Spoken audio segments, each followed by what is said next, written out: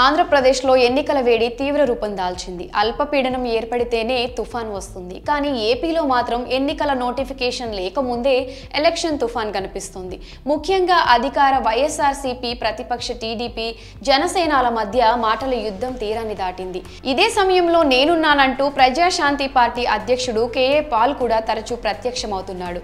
అయితే ఆయన మీడియా ముందుకు వచ్చిన ప్రతిసారి జనసేన అధినేత పవన్ కళ్యాణ్ ను టార్గెట్ గా చేసుకొని మాట్లాడుతూ ఉంటారు. ఇప్పటికే పవన్ పై అనేక వివాదాస్పద వ్యాఖ్యలు చేసిన కేఏ పాల్ తాజాగా మరోసారి కామెంట్స్ చేశారు. చంద్రబాబుకు పవన్ కుక్కలా అమ్ముడుపోయాడంటూ హాట్ కామెంట్స్ చేశాడు. ప్రజాశాంతి పార్టీ అధ్యక్షుడు కేఏ పాల్ గురించి ప్రత్యేకంగా పరిచయం అక్కర్లేదు. గతంలో మత ప్రబోధకుడిగా ఎంతో ప్రాచుర్యం పొందిన ఆయన కొంతకాలం నుంచి రాజకీయాల్లో యాక్టివ్ గా కనిపిస్తున్నారు.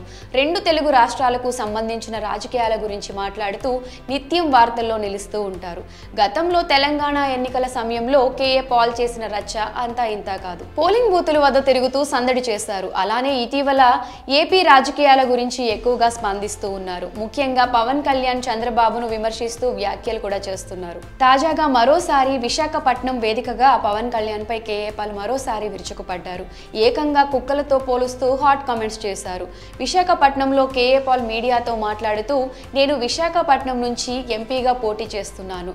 ప్రత్యేక హోదా, పోలవరం స్టీల్ ప్లాంట్ వంటి అనేక విషయాల్లో బీజేపీ ఏపీ ప్రజలను మోసం చేసింది. ఎన్ని కేసులు పెట్టించుకుంటే మీకు మంచి పొజిషన్, తనతో అపాయింట్మెంట్ ఇస్తానని లోకేష్ చెప్పారు. నిన్ను కలవాలి అంటే కేసులు పెట్టుకోవాలా? నన్ను మీ నాన్న చంద్రబాబు 22 సార్లు కలిశాడు.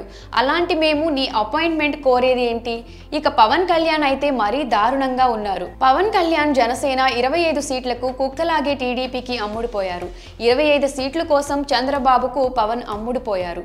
జనసేన, టీడీపీలు బీజేపీకి తొత్తులుగా మారాయి. ప్రజలను ఒకటే అడుగుతున్నాను, మీకు మోడీ తొత్తులు కావాలా అని కేఏ పాల్ ప్రశ్నించారు.